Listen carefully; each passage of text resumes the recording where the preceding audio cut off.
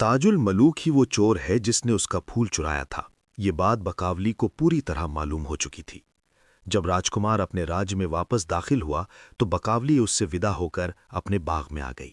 उसने एक पत्र अपने हाथ से लिखा और उसे ताजुल मलूक की अंगूठी के साथ अपनी सहेली सुमन परी के हवाले किया।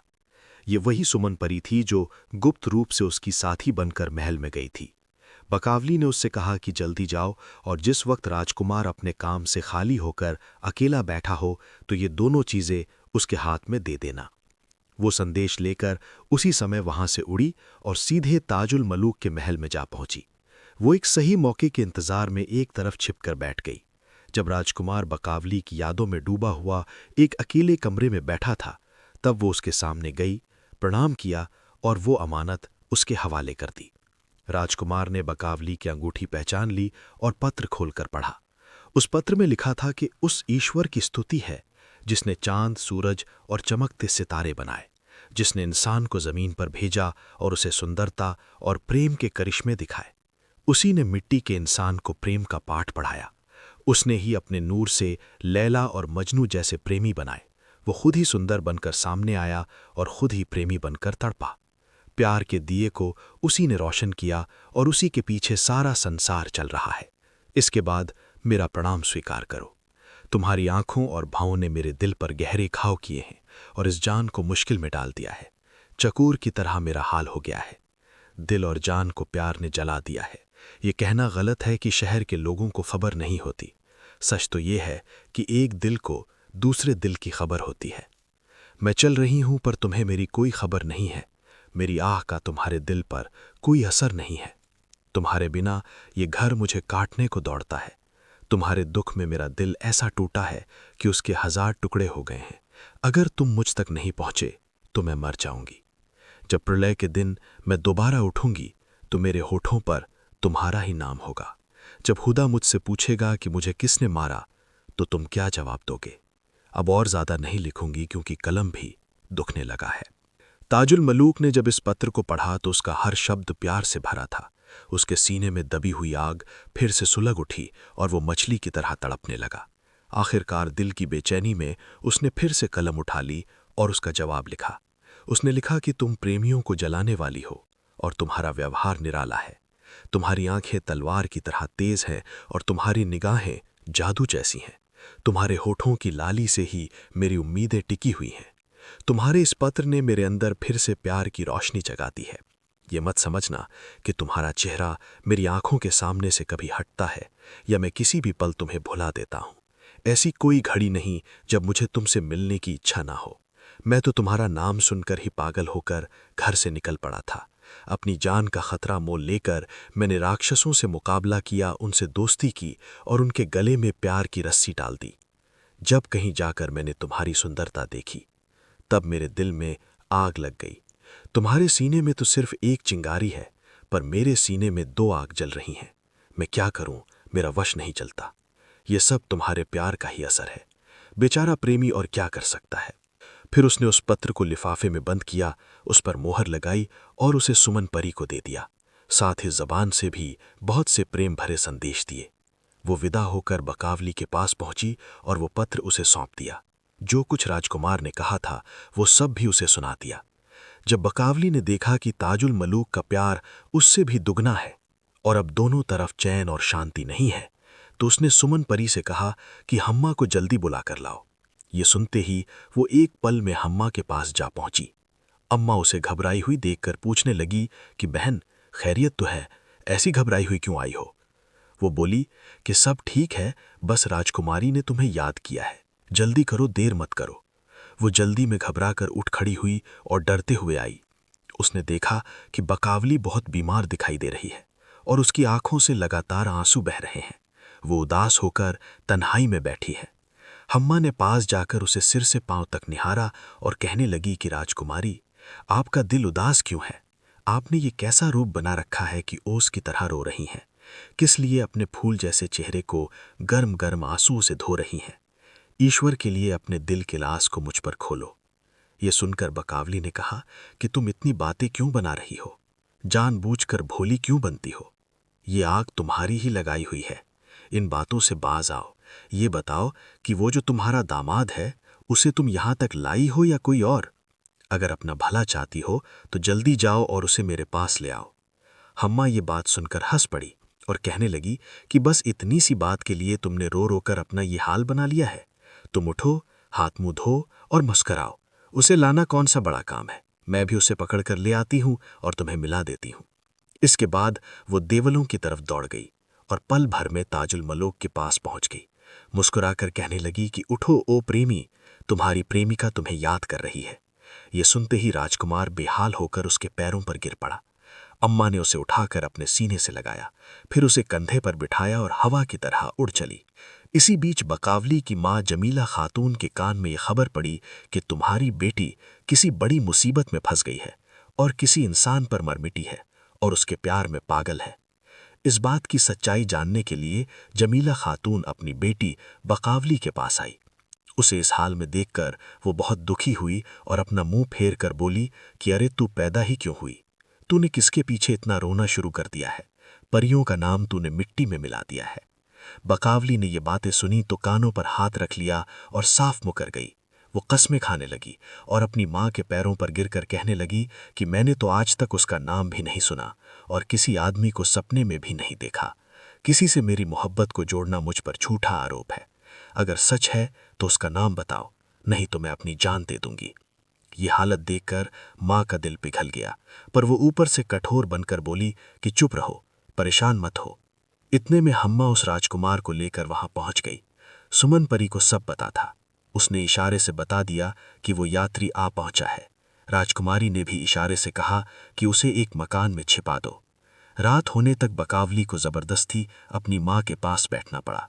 जब उसकी माँ पलंग पर जाकर सो गई तो बकावली ने देखा कि वो गहरी नींद में है। वो वहां से उठी और दबे पांव चल पड़ी। उसका दिल जोर से धड़क रहा था और मन में मिलने की तीव्र इच्छा थी। इसी हालत में वो राजकुमार के पास पहुंची। राजकुमार की नजर जैसे ही उस सुंदरी पर पड़ी, उसके होश उड़ गए और वो बेहोश होकर गिर पड़ा। बकावली ने घबराकर उसे पकड़ा और उसका सिर अपनी गोद में रख लिया। उसके शरीर से ऐसी खुशबू आ रही थी जो गुलाब से भी अच्छी थी।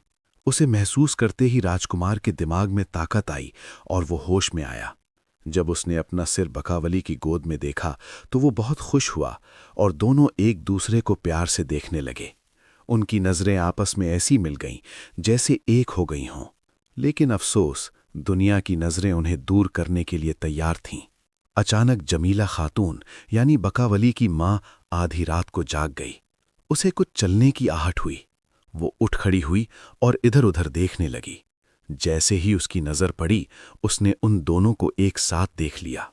उसे बहुत गुस्सा आया और वो खुद को रोक न सकी। उसने ताजुल मलूक को किसी पत्थर की तरह उठाकर दूर फेंक दिया और बकावली के गालों पर इतने थप्पड़ मारे कि उसका चेहरा लाल हो गया। इसके बाद वो उसे अपने साथ फिरोज शाह के पास ले गई, जो बकावली का पिता था।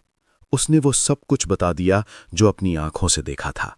बकावली के पिता ने बहुत सी परियों को उसकी निगरानी के लिए लगा दिया ताकि वे उसे समझा सकें और उसके दिल से उस इंसान का नाम निकाल सकें। वे परियां दिन रात इसी काम में लगी रहती थीं, पर बकावली के दिल की आग और ज्यादा बढ़ जाती थी। वो दिन भर उनके साथ बैठती, पर रात भर राजकुमार के ख्यालों में खोई रहती और उदासी भरे गीत गाती रहती थी। जब उन परियों ने देखा कि बकावली की बेचैनी कम होने के बजाय बढ़ती जा रही है और उसने अपने दिल में उस प्रेम को पक्का कर लिया है, तो उन्होंने मजबूर होकर फिरोज शाह से कहा कि हमने बहुत कोशिश की पर कोई फायदा नहीं हुआ। बकावली किसी तरह समझती ही नहीं। फिरोज शाह ने जब ये सुना तो उसे लगा कि बेटी अब हाथ से निकल गई हैं। अब उसे समझाने का कोई फायदा नहीं। इसलिए उसने बकावली को एक किले में कैद कर दिया और उसके पैरों में सोने की भारी जंजीर डाल दी। उधर जब जमीला खातून ने राजकुमार को हवा में फेंका था तो वो एक बहुत बड़े समुद्र में जा गिरा। वो कभी पानी के नीचे जाता और कभी ऊपर आता था।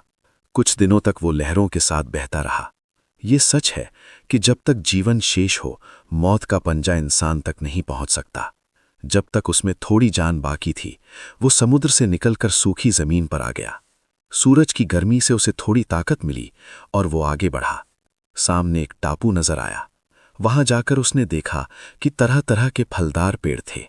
वहां उसे एक ऐसा बाग नजर आया जहां के फल इंसानों के सिर जितने बड़े थे। जब वो उनके पास गया तो वे फल खिलखिलाकर हंसने लगे और फिर जमीन पर गिर पड़े। थोड़ी देर बाद उन टहनियों पर फिर से नए फल उगाए। राजकुमार ये सब देखकर हैरान रह गया और डर के मारे वहां से आगे बढ़ गया। उसे एक अनार का बाग मिला जहां हर अनार घोड़े जितना बड़ा था।